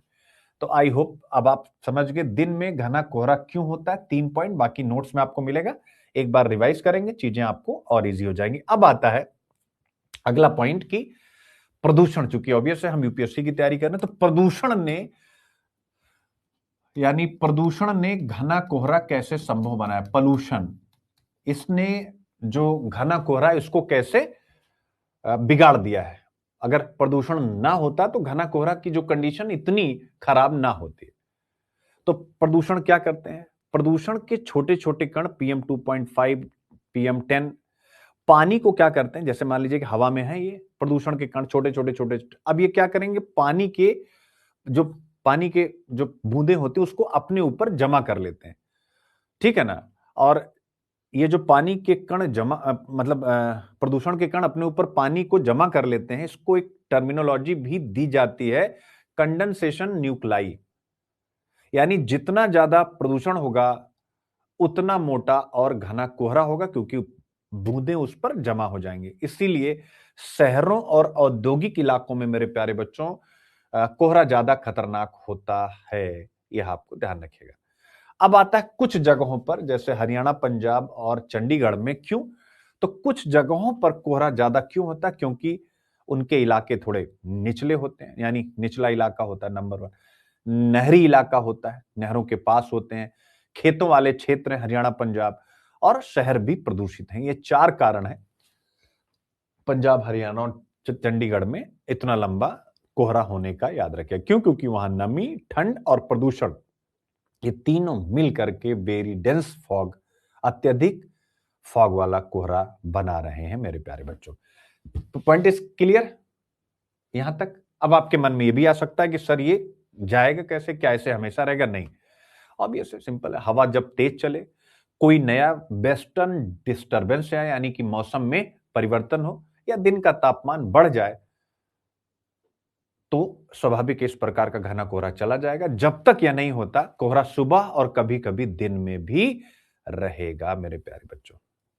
तो प्रीलिम्स में आपसे पूछे कि फॉग कैसे बनता है मेरे प्यारे बच्चों, फॉग के पीछे के रीजन 1 2 3 4, और आपसे ऑप्शन दे ए 1 2 3 2 3 4 1 2 3 4 इस प्रकार का, तो सिंपल है, कोहरा केवल ठंड से नहीं बनता, हवा प्लस नमी प्लस टेम्परेचर प्लस पोल्यूशन सब मिलकर के असर करते हैं, याद रखिएगा।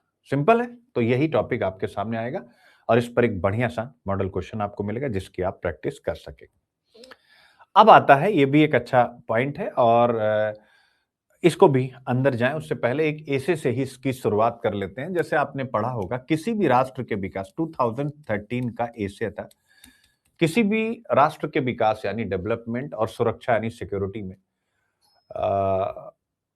विज्ञान एवं प्रौद्योगिकी पेनेशिया है यानी सर्वोपचार है। तो विज्ञान एवं प्रौद्योगिकी पेनेशिया है सर्वोपचार किसमें? विकास और सुरक्षा में। तो कितना बढ़िया है, यानी अगर आप विकास करना चाहते हैं, डेवलपमेंट करना चाहते हैं, ग्रोथ करना चाहते हैं, ठीक है ना, प्लस आपको सिक्योरिटी यानी सुरक्षा, तो इसके लिए साइंस एंड टेक सब कुछ है। अब आज हम क्या पढ़ने जा रहे हैं? डेवलपमेंट ग्रोथ का मतलब क्या? एग्रीकल्चर। अगर आप कृषि में ग्रोथ करना चाहते हैं तो आपको मौसम की अच्छी जानकारी होनी चाहिए। अगर आप सिक्योरिटी यानी डिजास्टर से मैनेजमेंट चाहते हैं तो भी आपको जो है टेक्नोलॉजी की जरूरत है, और उसी टेक्नोलॉजी का नाम है जिसके बारे में भारत सरकार की तरफ से कहा गया है, क्या कहा गया है कि जो डॉपलर वेदर राडार हैं, अब भारत के कुल एरिया यानी भारत का एरिया जितना है, पूरा जो हमारा एरिया है, अगर उसको 100 माने तो उसका 87% मेरे प्यारे बच्चों अब डॉपलर रडार के रडार में आ गया है। आप ऐसा मानिए, क्या आ गया है? डॉपलर रडार के रडार में आ गया है यह इतना बड़ा एरिया। यानी विज्ञान एवं प्रौद्योगिकी आपदा प्रबंधन भी कर रही है, उसके साथ साथ हमारे विकास को भी संभव बना रही है। यह एक डेटा सरकार की तरफ से दिया गया है। जीएस पेपर में ज्योग्राफी में मानसून, साइक्लोन, इन सब पर आप लिखेंगे तो भी इसका पूरा का पूरा आपसे पूछता ही पूछता, आईएमडी वगैरह पर प्रश्न आपसे पूछता ही पूछता है। जीएस पेपर 3 डिजास्टर मैनेजमेंट जो अर्ली वार्निंग सिस्टम, उसमें इसकी बड़ी भारी भूमिका है। तो ये बेहतर है, और कोई सा भी प्रश्न आता है तो आप उसमें इसको बहुत अच्छे ढंग से यूज कर पाएंगे। एक अच्छा टॉपिक भी यहां पर बन करके खड़ा हुआ है। ठीक है बच्चों, क्लियर है?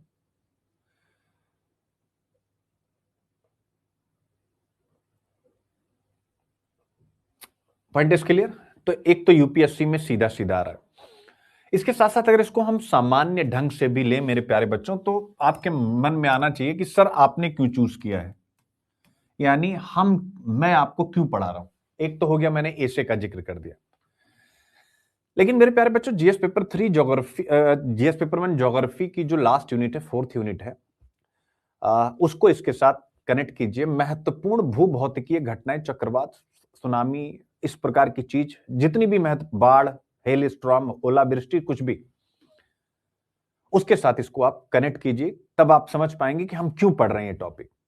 यानी अगर आपने पिछले कुछ वर्षों में मेरे लेक्चर को फॉलो किया हो या अखबार देखे हो तो आपको बार बार कुछ शब्द मिलते होंगे, जैसे चक्रवात, साइक्लोन, अतिवृष्टि, ठीक है ना, फ्लैश फ्लड, ये सब शब्द, हिमस्खलन, क्लाउड बस्ट, अर्ली वार्निंग, ये सब शब्द सुनने को मिलते हैं कि नहीं मिलते हैं?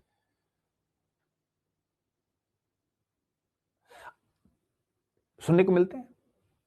तो मेरे प्यारे बच्चों, अब यूपीएससी आपसे सीधे मौसम नहीं पूछता है, बल्कि वो पूछता है कि राज्य और प्रशासन, state and administration, in disasters, इन आपदाओं से निपटने के लिए क्या वैज्ञानिक व्यवस्था, साइंटिफिक सिस्टम बना रहे हैं, ऐसा पूछता है। तो राज्य और प्रशासन इन आपदाओं से निपटने के लिए जिस तकनीक पर सबसे ज्यादा रिलाय करते हैं, उसी का नाम है डॉपलर वेदर राडार मेरे प्यारे बच्चों। और चर्चा में क्यों है? क्योंकि अभी शीतकालीन सत्र चल रहा था और उसी शीतकालीन सत्र में संसद में यह बताया गया सरकार की तरफ से कि डॉपलर राडार अब देश के लगभग 87% एरिया को, क्षेत्र को कवर करते हैं। विशेष रूप से हिमालयी और पहाड़ी राज्यों में इनकी संख्या बढ़ाई गई। अब जरा यहीं पर रुकिए, हिमालयी और पहाड़ी राज्यों में इनकी संख्या बढ़ाई गई, इसका तात्पर्य क्या हो रहा है कि आपने देखा है कि हिमालयी राज्यों पर बहुत सारे प्रश्न अक्सर मैं आपसे जिक्र करता रहता हूं कि भैया एक्सट्रीम वेदर कंडीशन से यह क्षेत्र सबसे ज्यादा प्रभावित हो रहे, यानी उनका जो इकोलॉजिकल कैरिंग कैपेसिटी है उससे ज्यादा वहां विकास का काम हो रहा है, जिसके कारण से विनाश यानी आपदाएं आ रही। तो सरकार कह रही है कि हमें पता है कि हिमालयी क्षेत्र वल्नरेबल है, संवेदनशील है और विकास की प्रक्रिया को आप रोक नहीं सकते। जम्मू कश्मीर में टनल बनाना आप रोक नहीं सकते क्योंकि चाइना बहुत तेजी के साथ आगे बढ़ रहा है। नॉर्थ ईस्ट में आप रोक नहीं सकते। तो विकास के कार्यों को फिलहाल के लिए रोका नहीं जा सकता है। इसलिए अब हम क्या करें, विज्ञान के माध्यम से हम विकास भी कर रहे हैं और जो भी आपदाएं आएंगी उनको मैनेज भी करेंगे। इसलिए हमने हिमालयी और पहाड़ी क्षेत्रों में डॉपलर राडार की संख्या बहुत ज्यादा बढ़ाई है। अब आप कहेंगे सर इसकी संख्या बढ़ाने का क्या तात्पर्य होगा? स्वाभाविक है, पहला, यह रडार क्या करते हैं, रियल टाइम मौसम की निगरानी करते हैं कि कैसा मौसम होने वाला और सटीक और समय पर सूचना देते हैं। अगर ऐसा देंगे तो स्वाभाविक आपदा को कम किया जा सकेगा। कुछ घंटों पहले चेतावनी ये इनके द्वारा दी जाती है और आपदा से पहले इसके माध्यम से प्रशासन को तैयारी करने का एक मौका मिल जाता है और आपदा का जो प्रभाव है वो आपदा का प्रभाव कमजोर हो जाता है, यानी डिजास्टर मैनेजमेंट।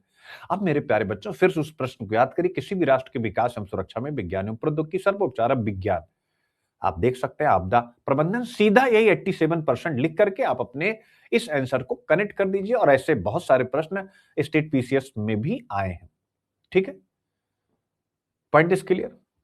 यानी डॉपलर राडार तो तकनीक क्या कर सकता है, आपके सामने एक उदाहरण है। और तकनीक की इंपॉर्टेंस क्यों होती, कभी कभी इस पर भी लिखिए। जैसे कहा जाता है कि technology can not replace man power, यानी प्रौद्योगिकी मानव शक्ति को विस्थापित नहीं कर सकती। यूपीएससी इस पर प्रश्न भी पूछा था। ठीक है, मानव शक्ति को विस्थापित नहीं करेगी, लेकिन मानव को सहयोगी के रूप में एक ताकत तो प्रदान करेगी। क्यों? आप इसको ऐसे समझिए कि अगर हम फिजिकली देखना चाहें कोई भी व्यक्ति, तो मौसम देखना क्यों कठिन है? आप स्वयं सोचिए कि मौसम का अनुमान लगाना क्यों कठिन है, क्यों सारी चीजें हम मैन्युअली नहीं कर सकते? क्यों? क्योंकि मौसम कोई, आप कहेंगे सर स्थिर चीज तो है नहीं। बादल चलते हैं, वर्षा की दिशा बदल जाती है, तूफान तेज भी हो सकता है, कमजोर भी हो सकता है।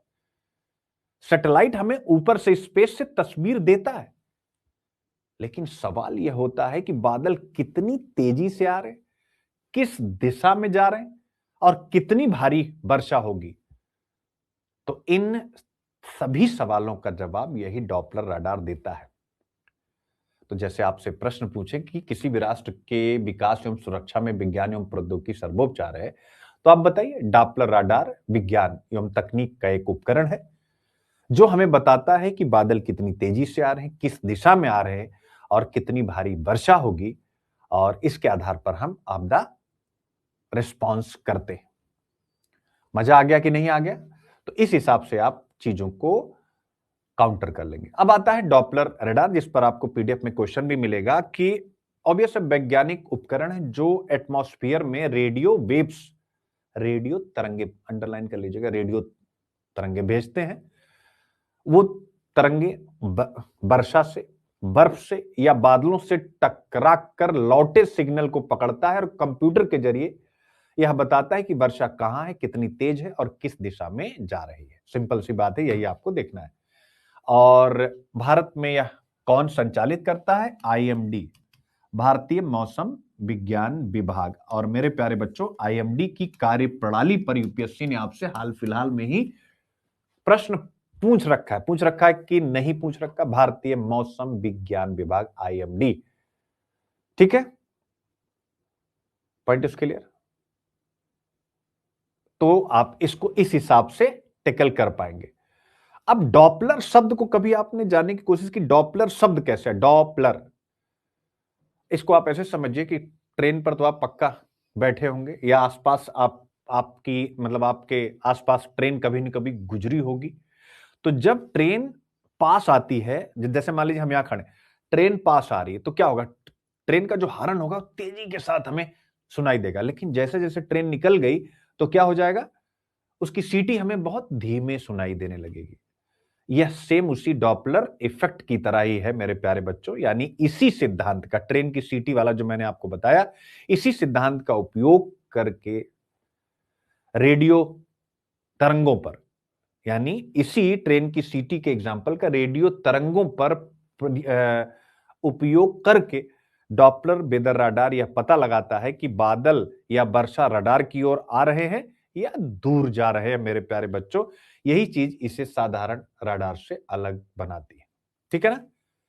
अब आता है, ये सारी चीज हो गई। अब आता है मेरे प्यारे बच्चों कि भारत जैसे देश के लिए डॉपलर वेदर रडार की जरूरत क्यों है। ऑब्वियस यार, बहुत क्षेत्रफल हमारा बड़ा है, तो ऑब्वियस है, लंबी तटरेखा है भारत की, लगभग 9 राज्य है ना बच्चों, एक बार मुझे क्लियर करना, 9 राज्य हैं जिनके साथ हमारी तटरेखा मिलती है। तो लंबी तटरेखा है जहां पर स्वाभाविक चक्रवात आते हैं और आने की संभावना भी रहती है। हिमालय का हमारा जो क्षेत्र है वहां पर जो भी भूस्खलन है, लैंड स्लाइड है या हिमपात है, वो स्थितियां बनती, हेलस्टॉर्म जिसे आप बोलते हैं। इसके अलावा हमारी कृषि मानसून पर डिपेंड करती है, और जो आबादी भी है वो एक ही जगह ज्यादा रहती है, यानी घनी आबादी और शहरी बाढ़ का भी एक मुद्दा रहता है। ऐसे में हमें अर्ली वार्निंग सिस्टम चाहिए ही चाहिए। क्यों? क्योंकि वह केवल तकनीक नहीं है, अपितु तो हमारे जीवन की रक्षा की एक व्यवस्था भी है। और डॉपलर वेदर राडार यही सारी सुविधाएं प्रशासन को उपलब्ध कराता है। यानी प्रशासन को पहले यह सतर्क कर देता है। जैसे ही सतर्क करता है, एनडीआरएफ, एसडीआरएफ यानी सेंटर और स्टेट की जो आपदा प्रबंधन फोर्स है वो तैयार हो जाती है। किसानों, मछुआरों, आम जनता को इससे बचा लिया जाता है, याद रखें। तो आई होप यह विषय भी आपकी समझ में आ गया। एक बार मुझे बताएं बच्चों, तो यह बस यूपीएससी यही, इससे ज्यादा यूपीएससी की ना कोई कैपेसिटी है ना कोई क्षमता है। ठीक है। अब आता है, भारत दुनिया को दिखा सकता है कि आजादी को आर्थिक विकास के साथ जोड़ा जा सकता है। किसके साथ? यानी आर्थिक विकास के साथ जोड़ा जा सकता है। अब इसको देखिएगा बच्चों, एक डिबेट चल रही है। डिबेट है कि भाई चाइना का जो ग्रोथ मॉडल है वो अच्छा है, या जो इंडिया का ग्रोथ मॉडल है हम उसको पूरे विश्व में एक बेहतर मॉडल के रूप में प्रस्तुत करें। तो आपके सामने है N K Singh, chairman of the 15th finance commission. वो ये नहीं कह रहे कि चाइना का मॉडल खराब है या क्या है, वो यह कह रहे हैं, और बहुत अच्छी बात कह रहे हैं मेरे प्यारे बच्चों, जो भारत की ताकत को एक सॉफ्ट पावर, एक ग्लोबल लीडर, चूंकि विश्व के जितने भी ताकतवर विकसित देश हैं सब लोकतांत्रिक देश हैं, तो ये यहां पर ये कह रहे हैं। और बस इतना ही, इसमें से बहुत ज्यादा आपको निकालना नहीं है, फिर बताऊंगा कहां यूज करना है। इनका कहना है कि हम फ्रीडम यानी स्वतंत्रता, आप स्वतंत्रता में सब कुछ है, जो आपका आर्टिकल 19(1) के तहत जितनी भी हैं सब, तो हम फ्रीडम यानी स्वतंत्रता दे रहे हैं अपने लोगों को बोलने की, अभिव्यक्त करने की।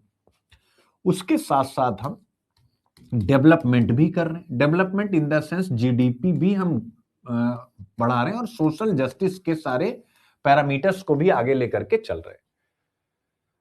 तो इनका कहना है, और बड़ी अच्छी बात है इस पे, कि जब आज पूरी दुनिया में बहस हो रही है कि चीन का ग्रोथ मॉडल और उसकी तारीफ हो रही है, तो स्वाभाविक रूप से भारत को भी अपने ग्रोथ मॉडल को आगे लेके जाना चाहिए। और हमारा ग्रोथ मॉडल ये कि हम अपने नागरिकों को स्वतंत्रता दे रहे हैं। आप स्वयं विचार कीजिए, जिस तरीके से भारत सरकार को, सरकारी नीतियों को, प्रधानमंत्री और जो भी सत्ता में है, पूरे देश और मतलब देश और राज्य सभी की बात करो, जितना कठोर आप बोल सकते हो उनके लिए, आप शब्दों के इस्तेमाल चाइना में ऐसा कर सकेंगे आप? जो मार्च आप निकालना चाहते हैं चाइना में निकाल पाएंगे मार्च? चिंतन कीजिए। तो ये एक अच्छा उन्होंने दिया है, और इसके माध्यम से मैं आपको सिखाना चाहूंगा कि जैसे जब मैं सबसे पहले इसी पर ही आ जाता हूं, जैसे मान लीजिए डेमोक्रेसी, देख सकते हैं ना, यानी डेमोक्रेसी और डेवलपमेंट पर जब आप कोई डिबेट कर रहे हो अपने निबंध में, जैसे वेदर इंडियन डेमोक्रेसी, भारतीय लोकतंत्र कहा जा रहा है, क्योंकि एक ही आया है, हमें उसी को बार बार आपके सामने रखना पड़ता है। बट यूपीपीसीएस में तो यहां से ठीक ठीक डेमोक्रेसी पर तो लगभग अगर आप देखोगे तो हर साल या 1 साल के अंतर पर आपसे प्रश्न पूछ लिया जाता है। तो यहां पर जो प्रश्न है मेरे प्यारे बच्चों वो ये है कि अगर आपसे यूपीएससी पूछे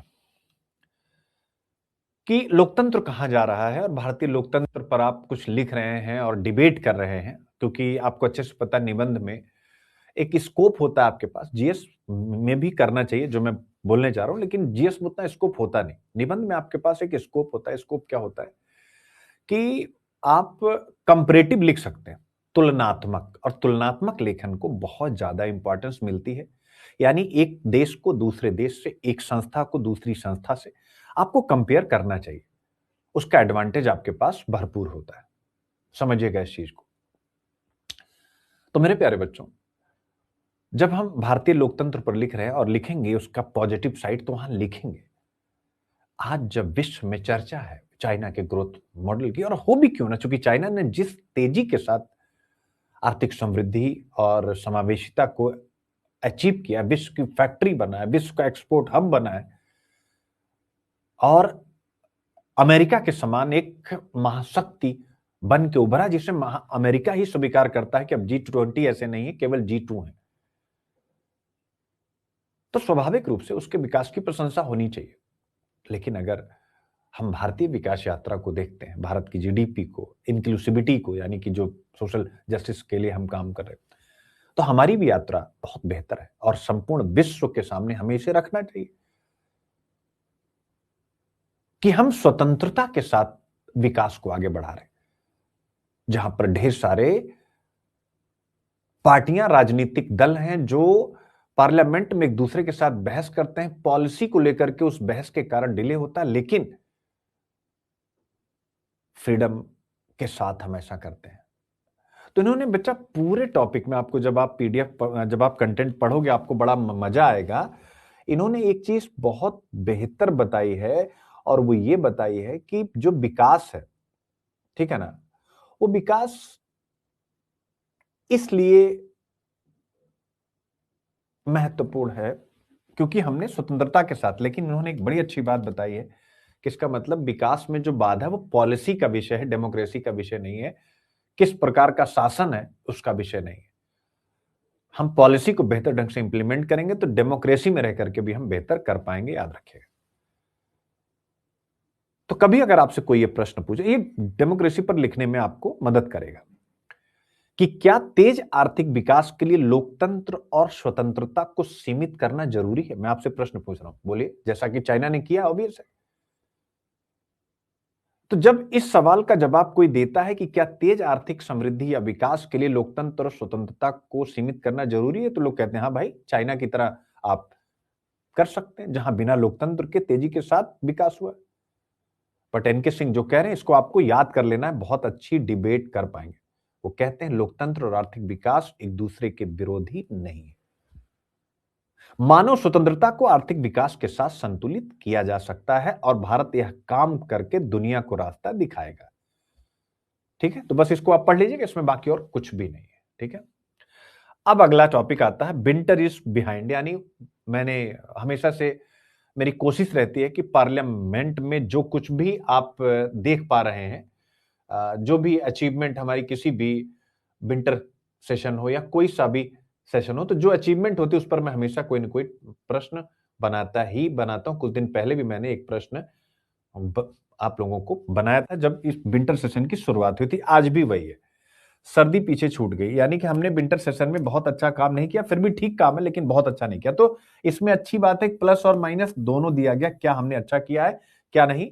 तो आपसे पूछता है भारत में संसद की प्रोडक्टिविटी के ऊपर, तो ये टॉपिक पहले भी बहुत बारी करा चुका हूं।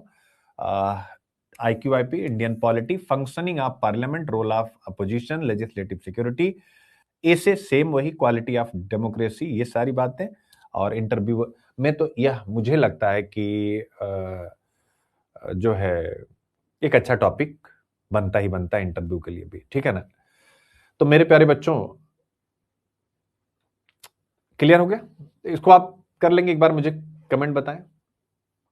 अरे यार, भारतीय संविधान में संसद को केवल एक कानून पास कराने वाली संस्था नहीं माना गया, बल्कि एक डेलिबरेटिव बॉडी यानी विमर्श करने वाली संस्था के रूप में स्थान दिया गया है, जहां सरकार की जवाबदेही तय होती है, नीतियों पर बहस होती है, विपक्ष जनता की आवाज बनता है। ठीक है ना? इसलिए संसद का मूल्यांकन सिर्फ इस आधार पर नहीं होता कितने दिन चली, कितने बिल पास हुए, बल्कि इस आधार पर होता है कि कितनी सार्थक बहस हुई और कितनी अकाउंटेबिलिटी सरकार की तय हुई। मेरे प्यारे बच्चों, तो बस इसी एंगल से इसको आप देख लीजिएगा, इसमें कुछ भी नहीं, कंटेंट अभी आपको पूरा बनाया मिल जाएगा। ये मेरे प्यारे बच्चों एक टॉपिक आपके सामने आ रहा है जो प्रीलिम्स के लिए बहुत बहुत अच्छा टॉपिक है। क्या आपने इस शब्द को सुना बच्चों? कमेंट भी करते रहो, मैं तुम्हारे कमेंट देखता रहता हूं क्योंकि वो महत्वपूर्ण होता है। नीचे गई तो इसका मतलब आपका कमेंट मैं देख रहा हूं, मजा आ रहा नहीं आ रहा है। ठीक है, सुपर किलोनोवा, जरा देखिएगा आज का टॉपिक क्या है। सुपर किलोनोवा मजेदार है, प्रीलिम्स के लिए बहुत बढ़िया टॉपिक है ये। अब इसको आप कैसे समझेंगे? ठीक है, जैसे मान लीजिए अक्सर हम समाचार पढ़ते हैं और उसमें क्या पढ़ते हैं कि भूकंप आया, फिर उसके बाद ज्वालामुखी भी आ गई। भूकंप आया, उसके बाद ज्वालामुखी भी आ गई या ज्वालामुखी भी फट गई, तो हम क्या कहते हैं? डबल इंपैक्ट हो गया। ठीक ऐसा ही यूनिवर्स में हुआ है, यानी ब्रह्मांड में हुआ है, और उसी का नाम है सुपर किलोनोवा। आप देख सकते हैं। क्लियर? क्या है सुपर किलो नोवा मेरे प्यारे बच्चों? और क्या है, इसको समझने के लिए सबसे पहले आपको पता है तारा क्या होता है? स्टार, STAR यानी तारा। तो सबसे पहले आपको ये समझना होगा, फिर इसके बाद आपको समझना होगा सुपरनोवा। ठीक है ना? सुपरनोवा आपको समझना होगा मेरे प्यारे बच्चों, और फिर उसके बाद सुपर किलोनोवा, यानी हम तीसरा चीज यहां से यहां तक पहुंचेंगे। ये प्रीलिम्स के लिए मुझे लगता है कि अच्छा टॉपिक है, IAS कहीं ना कहीं आपसे पूछा जाएगा। तो तारे क्या होते हैं? गैस के गोले होते हैं जो आसमान में चमकते हैं, इसमें तो आपको कहीं से कोई डाउट है नहीं, आपने देखा इसीलिए कभी, जो टूटता हुआ तारा वो गैस ही है। ठीक है, तो तारे आसमान में चमकने वाले बहुत बड़े गैस के गोले होते हैं। हमारा सूरज भी एक तारा ही है, बताने की जरूरत नहीं। तारे क्या करते हैं? अपने अंदर मेरे प्यारे बच्चों एनर्जी बनाते हैं। आप लोग भी प्लीज, इसीलिए स्टार, जो स्टार कहा जाता है, सुपर स्टार कहा जाता है, वो भी यही है कि जो स्टार होते हैं, जो फिल्म स्टार या क्रिकेट या किसी भी फील्ड में स्टार, तो स्टार क्या करता है? अपने अंदर एनर्जी बनाता है और उसी एनर्जी से सामने वाले को प्रभावित करता है। आप भी स्टार बन सकते हैं सिलेक्ट होकर के। तो स्टार आपको पता लग गया। अब सुपरनोवा क्या होता है? ये सुपरनोवा यानी स्टार में होने वाला पहला एक्सप्लोजन या पहला विस्फोट। कैसे? अब एक तारा बहुत एनर्जी बनाते बनाते बहुत बड़ा है, अब इतनी एनर्जी बना लिया भाई, ऑब्वियस है फ्यूल तो खत्म ही होगा ना। जैसे आप अभी पढ़ रहे हैं, इसके बाद आप उठेंगे, थोड़ा आराम करेंगे, चाय वाय पियेंगे, ऐसा वैसा, क्योंकि पढ़ते पढ़ते भी फ्यूल जो आपका है, जो ईंधन है आपका, वो कमजोर पड़ जाता है, तो एनर्जी ईंधन से ही बनती है। तो एक तारा जो बहुत बड़ा है, जब उसका यानी बनाते बनाते उसकी एनर्जी खत्म हो जाती है, फ्यूल खत्म हो जाता है, तो वह क्या करता है? वह फट जाता है, जोरदार धमाका होता है, और इसी धमाके को कहते हैं सुपरनोवा। मेरे प्यारे बच्चों, आई होप आप इसको समझ गए। अब आता है कि सुपरनोवा तो हो गया, सुपरनोवा के बाद क्या क्या बचता है? सुपरनोवा के बाद प्रीलिम्स में भी पूछे कि तारा खत्म हो जाता, आप कहेंगे नहीं, सुपरनोवा के बाद भी तारा पूरी तरह खत्म नहीं होता है, उसका बहुत बड़ा डेंस हिस्सा बच जाता है। जैसे सुपरस्टार होते हैं, तो वो ऑब्वियस है, राजेश खन्ना हमेशा सुपरस्टार ही रहेंगे, अमिताभ बच्चन हमेशा सुपरस्टार ही रहेंगे, धर्मेंद्र साहब हमेशा सुपरस्टार ही रहेंगे। तो वैसे ही तारा पूरी तरह खत्म नहीं होता स्टार, उसका बहुत घना हिस्सा बच जाता है, इसे कहते हैं न्यूट्रॉन स्टार। अब जरा देखिएगा मजेदार चीज, यानी स्टार, फिर सुपरनोवा विस्फोट हुआ, और फिर न्यूट्रॉन स्टार बने इसी सुपरनोवा से बचे हुए हिस्से से। और न्यूट्रॉन स्टार इतना घना होता है बच्चा कि एक चम्मच, कहा जाता है, ऐसा कहावत कि न्यूट्रॉन स्टार लाखों टन वजन का होगा, एक चम्मच।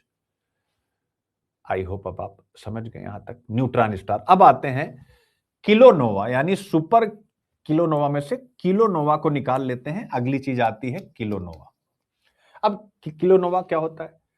तो ये जो अभी 1 चम्मच न्यूट्रॉन मैंने बताया जो सुपरनोवा विस्फोट के बाद हाई डेंसिटी वाले बच जाते हैं, जो लाखों टन के होते हैं, तो कई बार 2 न्यूट्रॉन स्टार एक दूसरे के चारों ओर घूमते हैं और आखिर में आपस में टकरा जाते हैं। इस टक्कर से जो विस्फोट होता है उसे किलोनोवा कहते हैं। यानी सिंपल रट लीजिए, जब दो